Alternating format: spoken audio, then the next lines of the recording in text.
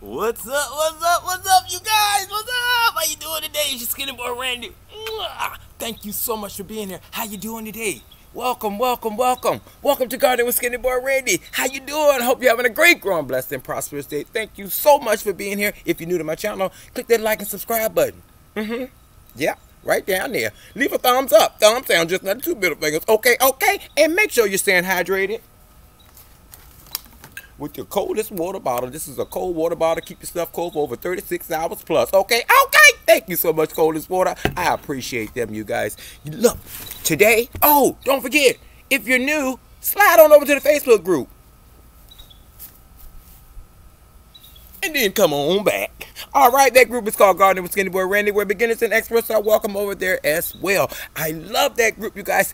Thank you, thank you, thank you, YouTube. Thank you, thank you, thank you for getting me to over 1 million views on my channel, you guys. That is amazing. That's a blessing. It's all because of you. I love you. If nobody told you they love you today, Skinny Boy Randy loves you. Okay, okay. Now, you guys, it's 95 degrees out here, and I'm catching a shade, so I'm trying to do this video real quick before I fall out and have to come on back, so y'all don't have to call 911 YouTube. Yes, you guys, thank you so much for being here.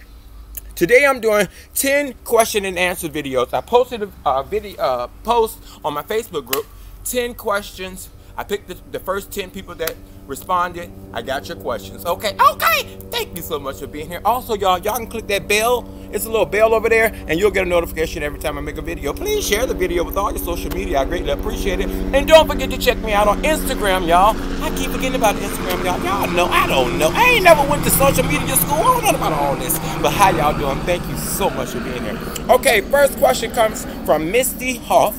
How to trellis cucumbers and watermelons? Good question. Once you start growing your plants, they will start to vine. I'm going to show you some of my melons over here that's already hanging on a trellis. So they won't just automatically do that. If you look down here, I started the vine, and once it came up a little bit, I went in, and then I went back out, in and out. Now here's a piece right here that's time to go back in to the other side, just like that. And you see these little tendrils, I call them curlies. You can actually take them and just help them along the way and attach them to your trellis. But that's how you do it. You want to make sure they're sturdy so they'll hang. Now this is a cattle panel that you can use as a trellis. Here's another melon growing over here. Yeah, and you just want to intertwine and see they're going all the way up and all the way over the trellis. Okay, so when you plant them, you just want to intertwine, intertwine, intertwine. Or you can make your own homemade trellis, like I did last year. And I just took some, what looks like volleyball netting, but it's called a trellis netting, and I attached it to 2 poles. Now what I'm gonna use this for is my cucumbers over here that I just started to grow a few weeks ago. Gonna keep you guys in the whole video, so I hope you have a little time. All right, make sure I'm getting everything. I'm just gonna take this and lean it up against my fence.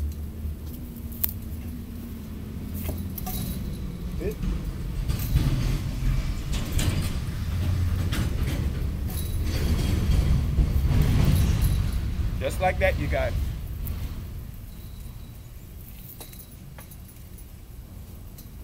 And then I'm going to take, these are cucumbers only about 3 or 4 weeks old.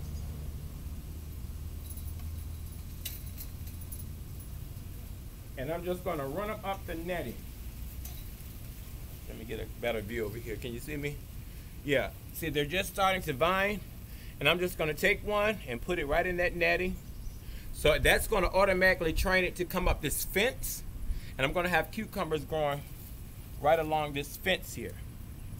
And that's how you just make an easy homemade trellis.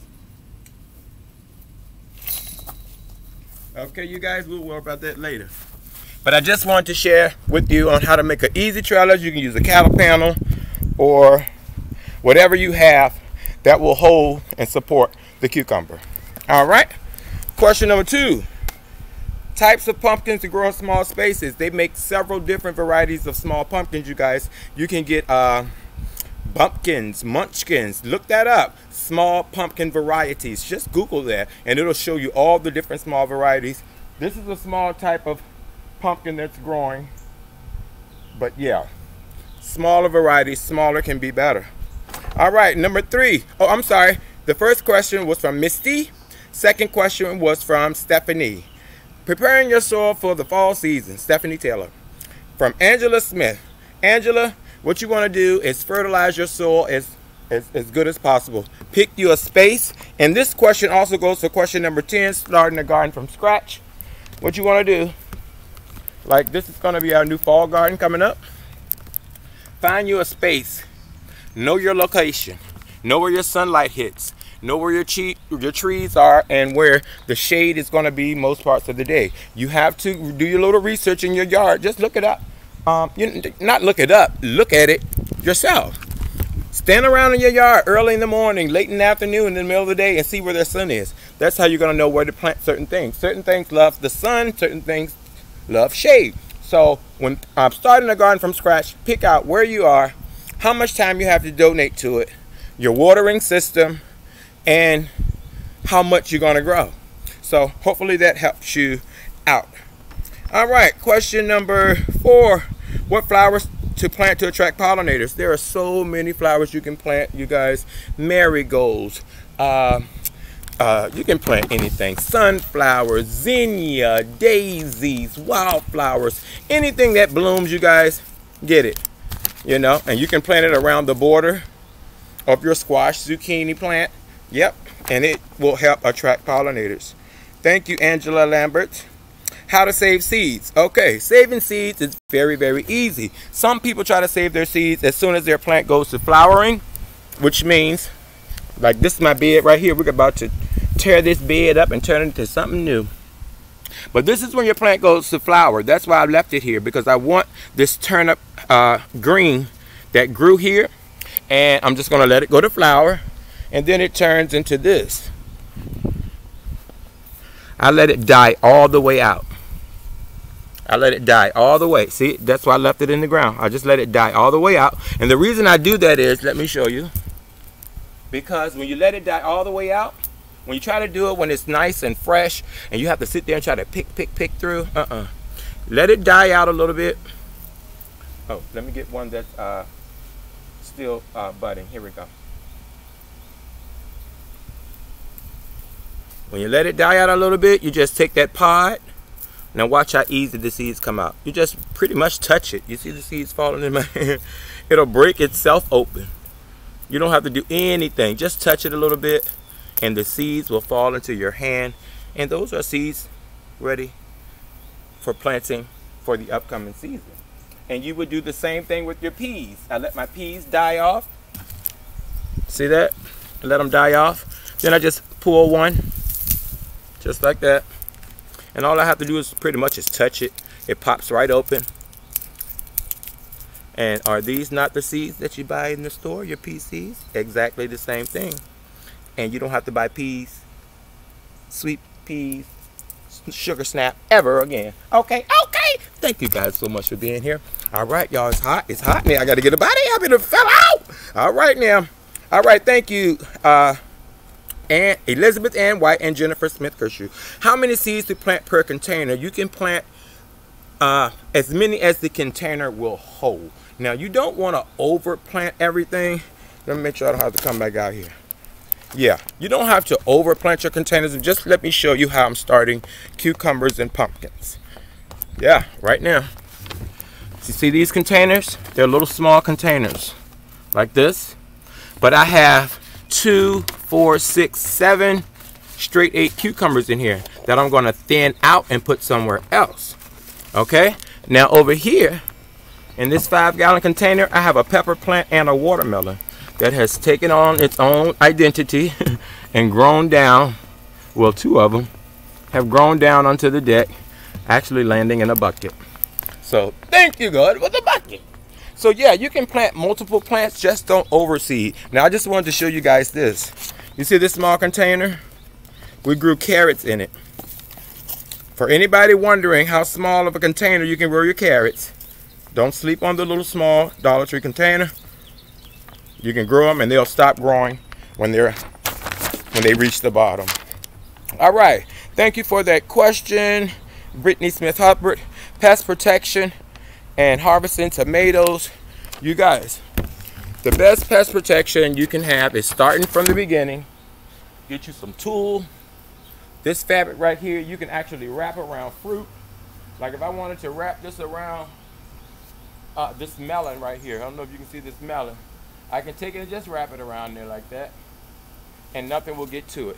You can also take a big large piece and cover a large space. If you want to cover your whole tomato bed, you can do that to keep the birds out and the squirrels out if you keep it tight enough. And then also, this is called like a gardening netting, but it's like a really strong plastic. You can line your raised beds with it, and it'll keep gophers and different things from getting up through it. If you line your raised bed when you first started, or even if you put it in your regular garden bed, the roots will get through, but the moles and things won't. Okay? Now, thank you for that question, Pamela Lee Pruitt. And then harvesting tomatoes. You can harvest your tomatoes whenever you like. Tomatoes come in all shapes, sizes, varieties. You just need to know what variety you are growing. I picked a whole bunch of green tomatoes, and I picked them early just for this sake. See? And I'm letting them ripen in a windowsill and see how they're ripening. Now, you can either do this in some areas now. Some people have no problem. You can either do that or have a beautiful tomato that you left on the vine, and then you turn it around and you see that. You're like, ew, not giving that to my family. You know, some people cut it off in half. I ain't gonna tell you what I'm gonna do. Okay. But yes, you guys, you turn around and you got this. So sometimes I pick early, or if some actually slip through the crack and I see this, you know, you can grab them then. It doesn't take long for them to finish, and look like that one got one peck in it already. So yeah, pick your tomatoes whenever you feel comfortable. If you don't have a lot of birds bothering them, then don't, you know, leave them on the vine. Leave them on the vine. But you'll know when they're ripe and red if you're going to pick them straight from the vine. So I think that answered everybody's question. I love you guys. Thank you so much for being here. Remember, live, love, laugh, you guys. Grow stuff and eat it. I got to get out of this heat because I'm going to fall out.